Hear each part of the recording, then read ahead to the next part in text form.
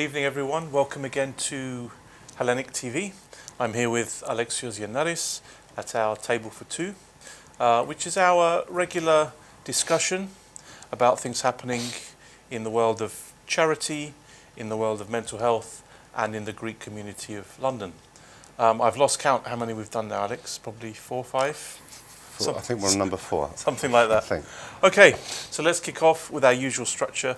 Your charitable work, which everyone is really keen and interested in. Mm-hmm. Tell us the latest on that. I think last time we spoke about you travelling to Sierra Leone in June. That's right, yes. Tell us the latest of the work going on there. Okay, so we're leaving on June. When I say we, I don't mean myself and James. He won't be going. Myself and Alexandra Picha will be going to Sierra Leone, 11th of June. Now, whilst I'm over there, there'll be daily video diaries on my Facebook Sierra Leone group page. So if anyone wants to follow us, I'll put the QR link for the actual page, and you can watch the video diaries each day, or as many days as I can, because sometimes we don't have the internet. So that'll be the main thing. Whilst I'm over there, we'll be saying what's happening on a daily basis. Now, last month you mentioned there were obviously some negative comments coming through. Yes. Very few. But they're far outweighed by the goodwill by others. I mean, I put on Facebook mentioning Usman receiving a pair of hairdressing shears, clippers, and he'll now have a business. So a friend of mine who's actually a barber, Kip. I knew him from jiu-jitsu. I know him from jiu-jitsu. He's at Goodfellas barbershop in Waltham Cross. Now he saw the post. He writes to me. He then donates some hairdressing clippers. Wow. So I said, well, I can't come Waltham Cross to pick them up. Can you leave them at your brother's shop? So his brother Kiri is also a barber, along with his business partner Nick. They have Gents of Southgate. So I went there, had my usual haircut, and then I walked away with, I think it's 5 boxes of hairdressing shears, of the clippers, the gowns that they wear, T-shirts as well. So all this stuff, just from that one single post. There's a lot of goodwill around, thankfully. In economics, because I teach economics, that's called the multiplier effect. So one good deed generates additional. So we want to see that. That's why we post things.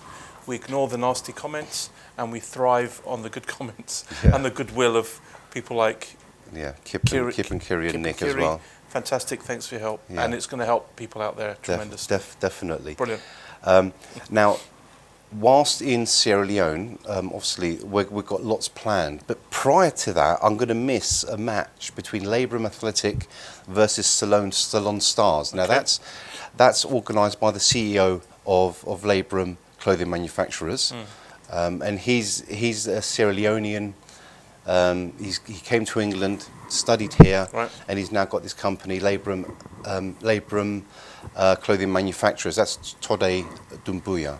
Now, I learnt about him through Mustafa Dumbuya, who played international for Sierra Leone. Oh, wow. Now, here's an amazing story. He came to England at the age of, I think it's age of 5, during the Civil War. His father sent him to England for safety. He grew up here. He played football here. And then he became an international footballer, but he still helps the people in Sierra Leone. Of course. He helps the young lads and the young girls with footballing schools, and he still does his bit. Even though he was born here, brought up here, he's never forgotten his roots. Right. Okay. Now whilst we're in Sierra Leone, obviously with Alexandra, we have loads planned. Now we'll be visiting probably one of the poorest areas in the world, poorest slums in the world, Crew Bay. This is an area where, ironically, there's a big billboard advertising Coca-Cola in the middle of a slum area where these people cannot afford to buy a bottle of Coca-Cola. There's a couple holding bottles of Coca-Cola. Yet behind them in the photo, you see the mounds of refuse, of garbage, where the people dig through trying to find empty bottles to sell. But they can't afford the actual Coca-Cola in the actual adverts. So we're visiting Crew Bay, and in that area, imagine, Bishop Themi had this vision to build a primary school for the poor, and he did that with the help of philanthropists from Athens, from Greece, in actual fact. So that was a wonderful achievement. Now, there's also some beautiful places in Sierra Leone we're going to visit. There's Takogama Chimpanzee Sanctuary up in the rainforest. So they have eco-lodges. This will be my 5th time there. Now, was a sanctuary started by a guy called Bala. And a local guy. He was I think his parents are from Sri Lanka, but he was born and brought up in Freetown. Now with Bala, he found out about chimpanzees in captivity. There was the massive bushmeat trade. People were killing the adults. Baby was left behind. They were selling the baby for a few pounds. Now that baby then became the commodity. But to capture a baby chimpanzee, they have to kill at least 6 or 7 adults in the process, just to capture the baby chimpanzee to sell that. So he finds these baby chimpanzees who were kept in cages, mistreated. Some are taught how to smoke because it's funny. They think it's funny. They teach how to smoke. It's cruel. So when they take them in, they're actually in quarantine for 3 months each chimpanzee, because they carry the same disease we do. So you can imagine somebody who's addicted to nicotine, and they're locked in a cage. In fact, the first time I went there was a chimpanzee who wanted his cigarette. He was locked in a cage all night. You just hear him rattling at the bars, trying to break out. So that's the Takogama Chimpanzee Sanctuary. But they also teach about conservation, about ecology. They bring schools in. They teach the importance of not chopping down the rainforest. Yes. Because you chop down the trees, and then the whole ecosystem goes to pot, basically. Also, the roots of the trees hold the land in place. So as soon as the rainy season comes, you have these mudslides and hundreds of people die as well.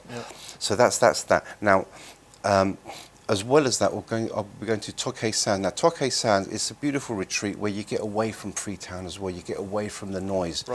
Beautiful white beaches, which you don't see in Freetown. In Freetown, the beaches there are they're very, very badly kept. There's rubbish everywhere. The sea's very rough. But as you go further in, you go to Tokay Sands, where there's a beautiful spot there. That's just to relax for one night, one day, just to get away from everything before we then go back to Freetown.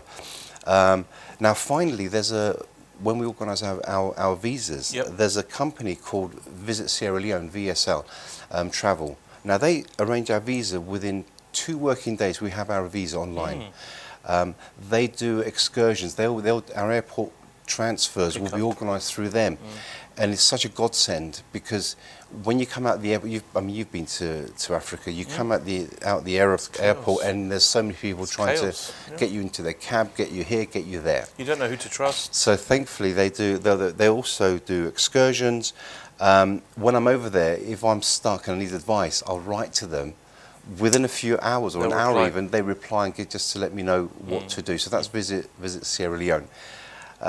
So that generally covers, I think, the Sierra Leone stuff. Good. One last thing, we'll be sending about another 20 boxes of clothes, of food, folding cots. We're sending a lot of travel cots over there.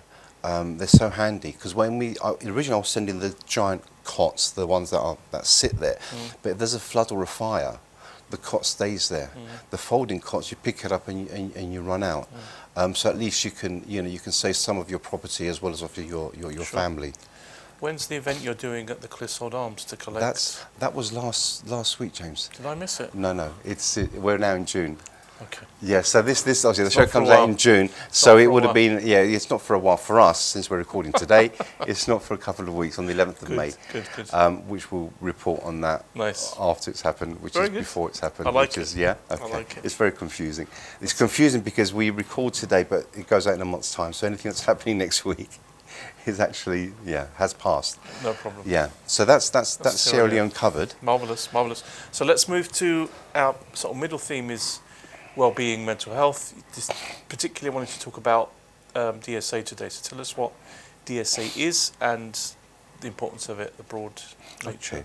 The DSA is the Disabled Students Allowance. Right. Okay. That's handled through Student Finance England. So anyone going to university or already at university, they can receive support if they have a disability, diagnosable disability. So So Student Finance England is where you would go to get a normal loan. That's right. To go to university. Yeah. Anybody can do that. Plus, if you have special needs, disability, whatever, you can go.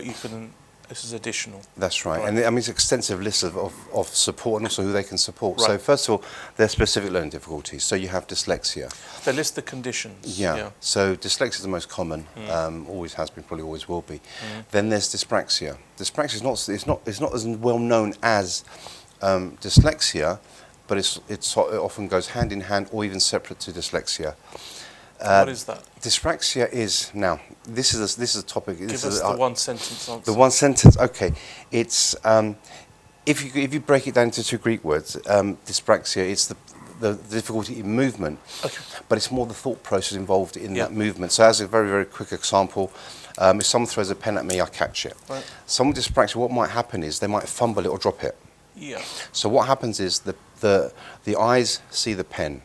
They send a message to the brain saying the pen's coming.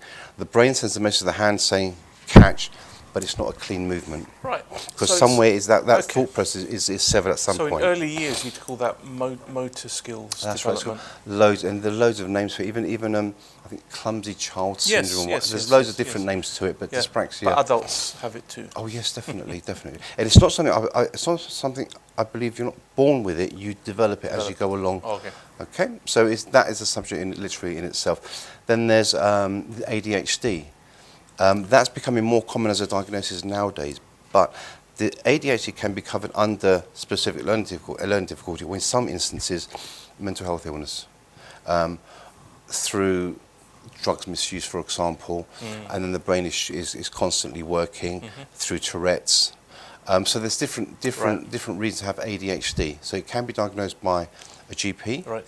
can be diagnosed by a psychiatrist or an educational psychologist or a specialist support tutor. But not anybody. It needs to be a licensed professional. It has to be accepted as a condition. Yep. And then dyscalculia, Right, which is they sure. say it's the dyslexia of numbers, which they maths, say. yeah. So that's that. Then there's the mental health illnesses.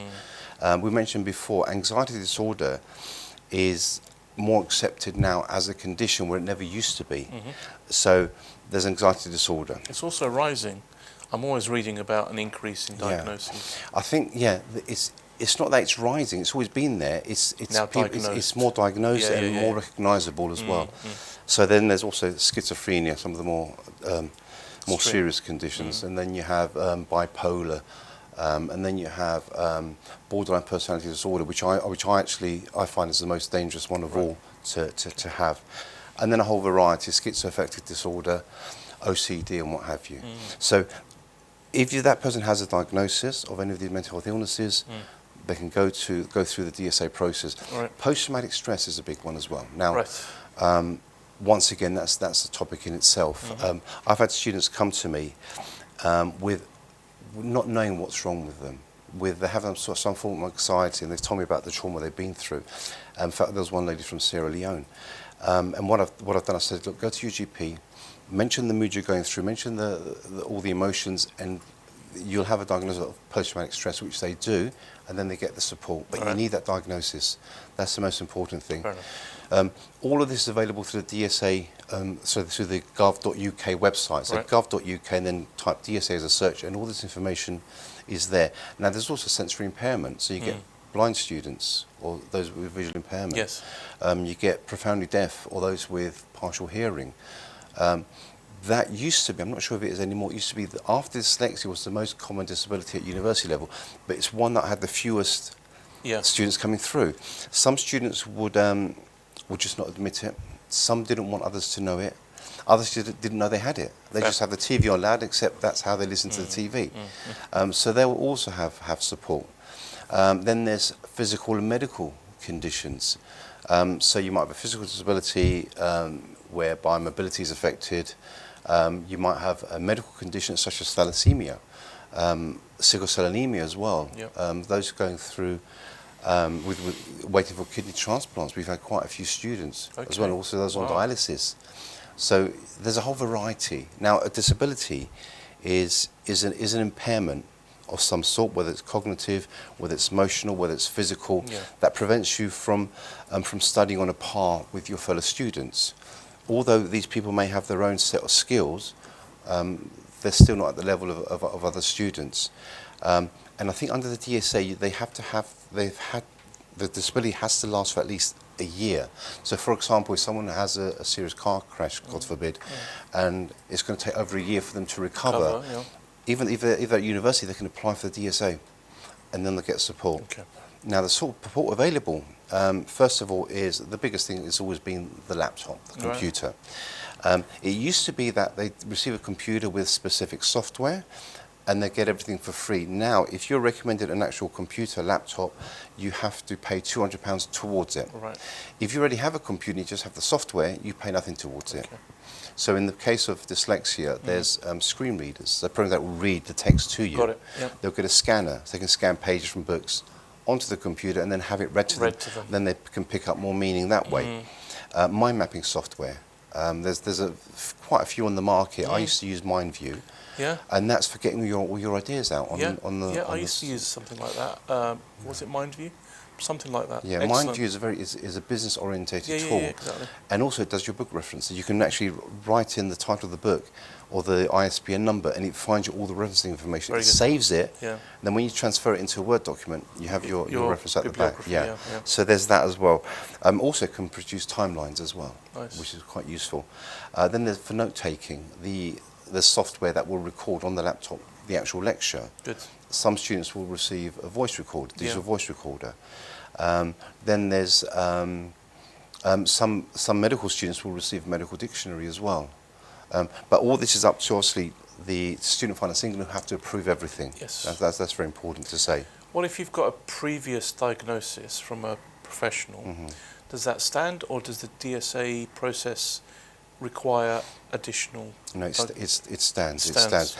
In the case of, we'll say, dyslexia at secondary school, some students will get that tick list. Yes. It doesn't count. You have to have a proper formal assessment by an educational psychologist or a qualified specialist teacher. That's very important. Now, what I used to find out, I was at a talk once at a university, and there was a lady from the government came along and said, children of 14 are not diagnosed with dyslexia because it's hard to find at that age. Yet as soon as they they go to GCSE age, they notice dyslexia. Now, my sceptical view was that they can be diagnosed in year one or the first year of secondary school, but if the school was to diagnose them in the first year, what would happen is they would pay for the support throughout their time at GCSE's A-levels. So that's money. But if they diagnose them just before GCSE exams, it saves them a fortune. Also, if they have they get extra time for exams, but if they have a better chance of passing the exams, the school looks good. So in those cases, I think... I'm sure that happens. Yeah, so that helps the school as opposed to we're not naming any schools, so we're not going to get sued. Yeah, of course. Okay, but it does happen, unfortunately. Now, so that's that. I mean, that's the DSA process. I mean, there's also non-medical helpers. So someone with dyslexia may have a study skills tutor. Someone with mental health may have a mentor. Yeah. So there'll be an hour a week, for example, to help them with getting their ideas down, help go through their essays with them. So there's quite a bit of support there available. Even note takers. You have students, obviously, who are profoundly deaf. So they'll have someone taking notes for them. And they'll be paid through the DSA? The note takers aren't paid through the DSA. They're supposed to be paid through the university. But the study skills and the mentoring will come from the DSA. There's also a general allowance. This depends on the actual skill of the assessor as well. So that what will happen is, let's go through the process. Someone's diagnosed with dyslexia, they have a formal report, a diagnostic report. They apply for DSA, then they go see an assessor. It's the assessor that finds out what support they need. They write a report and then they receive the report.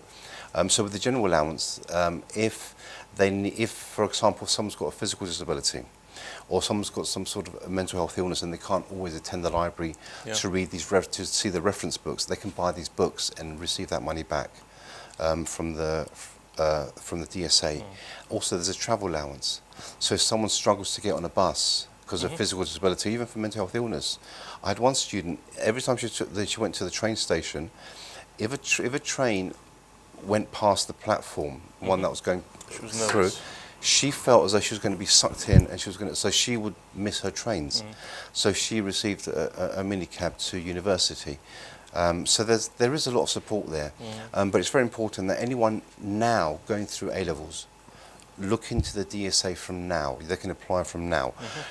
Students in year 1, year 2, even going into their final year now, master's degree, that haven't received any support, they need to go onto the gov.uk website, type in DSA and apply immediately. Every university will have a disability department of some sort. Sure. So they all come under different names, but it's disability department basically, and they'll help them with the whole process, and at least they can receive that support. And also the fact that the university now knows how to help them, because if people don't come forward, then they won't get the support. Like a hearing loss, like I mentioned before, I had so many students with hearing loss who wouldn't come forward for support. Some were embarrassed by it, some just didn't know they had hearing loss. Also, other students are too embarrassed to say they have dyslexia, for example, so they wouldn't come forward. There was a stigma. Do you think the stigma is going away? Is there less of a stigma around mental illness? The fact that we're talking about it, the fact that it's becoming more acceptable to talk about it, is the stigma going away? Is it still there? It's probably a bit still there. It's still there, but it all depends on the individual and how they want to deal with it, and how they want to with mental health especially. I had a student who was at university. He didn't tell him he was a paranoid schizophrenic. Right. Well, that's extreme. Yeah. And he just didn't tell him. But during his assessment, there were issues within what he was saying that I was actually quite concerned. So I emailed the university to let them know. Yeah. But anything I do, it's with the student has to sign a document. I had one lady who was schizophrenic again. She had a 7-year-old daughter who would have to go home by herself from primary school. Her mum would leave her a tin of beans to open and to eat, a cold tin of beans for a 7-year-old. Wow. And then, so I actually asked her to sign the document, and then we had a mental health nurse at the time at Middlesex University who came in and spoke to her, and then she allowed social services to come and intervene. But without that signature, no, it doesn't. In fact, with the mentoring, when I used to do a lot of mentoring, I'd get the students to sign a document at the start of the mentoring saying, if I'm, as the mentor, I'm concerned about their well-being or the well-being of others, I'm allowed to contact their parents, their doctor, their psychiatrist, and they sign it. Otherwise, they don't have the mentoring. Now, the reason I do it before the mentoring starts and not during, because if they're going through a psychotic episode, and I say to them, I want to contact your psychiatrist, then the answer could be no. Sure. By then it's too late. Yeah. But if they sign it when they're fine, at least it gives me that opportunity. Yeah, so the DSA, as you can see, it's a massive topic, but it's very important. Like I said, people going to university come September. Yes. Even now they're waiting for the A-level results, or will be waiting for A-level results. Still apply. Apply now. Yeah. They can have their assessment, and then once they get the results, then they can start receiving the equipment. Sounds good. And then the university they go to will be told of the support, and it's transferable, the support. So if they're applying to Brunel, for example, and they don't get into Brunel and they get into another university, whatever support was recommended for Brunel will be transferred to the next university. Excellent. So we've covered an enormous ground there. We'll put the details for the viewers, but that's been very helpful as a sort of public service broadcast around some very important topics and people's support. Just wrapping up tonight's episode, let's move towards our community news. We've only got a couple of minutes, so let's pick the highlights, Alex, of what's been happening around the community. Well, the highlights are your highlights, James. Well, apart from because it's Lent, coming up to Easter, we have done a number of concerts around the community. We were in Woolwich last week, St. Pantaleimon as well, very successful concert, very good feedback, and then we'll close it off just before Holy Week with our trip to Battersea, which I've never been to that church, so I'm looking forward to beautiful that. Church, Beautiful church, amazing. Yeah, I've heard good things. So, and also we are reading descriptions of what is actually being chanted. Yeah. People enjoy the Gospels at church, but don't always follow what's happening in the chants. It's really well written by some of the teachers of the Byzantine school, particularly Dr. Panayiotis Prokopiou, who was my teacher, and explains what's going on. People love it, So that will ease us nicely into Easter. So that's the Byzantine school story. Yeah, that was nice. Good. Short and sweet, James. Short and sweet. Okay. What else is happening? Now, other church. Well, I was at Banayir as well. Okay. There we had the new Cypriot High Commissioner, Mr. Kyriakos Kouros. He was there, and he's just taken over as well. So he's very welcome. Yeah, that was his first formal engagement, Right, and I was lucky enough to be there. It was also a celebration of the veneration of the Holy Cross. Right. Also, double celebration for Cospen de Martio, Pro de Aprilio. So there we had everything there all together. So that was quite a massive event. Actually, it was really good. I was also at St. Lazarus in Stratford with His Eminence. Now this church has moved from being a Greek Orthodox church, which still is, but there's now a Romanian priest who also is fluent in Greek. I think he lived it was in Cyprus. Someone saying they lived in Cyprus where his son was born. So he's fluent in Greek and Romanian. Amazing congregation. And the Romanians have this thing of when the priests walk through, even the altar service, they'll touch the cloak, the vestments. So that's quite a spectacle to watch. It's quite amazing. Quite a beautiful choir as well as I have to say the Romanian choir and obviously the Greek chants, but the Romanian choir in particular. Good. And then we had Heredizmi as well. That was at Holy Cross, and that was also at St Andrews. And then we have Holy Week coming up, or has now just passed. So that's the church news rushed into 2 minutes. Exactly. Flat. No, that's fine. Yeah. And I just want to end with the final story around the Romanian and Greek connections, because you mentioned the Romanian priest. Yeah. In our church at St. Panteleimon, the Romanian community would bring on, especially Holy Saturday, Easter evening, bringing in baskets full of oil, bread, wine, things to eat, and they put it at the front. Yeah. And they wanted the priest to bless it at the end, and sometimes they would give it to the priest. Yeah. Okay. And I'd never seen this before. That year I mentioned to my mum on Easter Sunday, and she said that her mother used to do that as well in Cyprus, in the village in Galata. So traditions that we think are alien to us, Romanian traditions, actually our grandparents did it as well. So there's a nice circular connection. Time to introduce it. Time to introduce it. Definitely. Thank you, Alex. That's You're fantastic. welcome, James. Let's talk again soon. All the best. Definitely. Thanks. Goodbye, viewers. Thank you. Today was the most emotional goodbye to date. I had to say goodbye to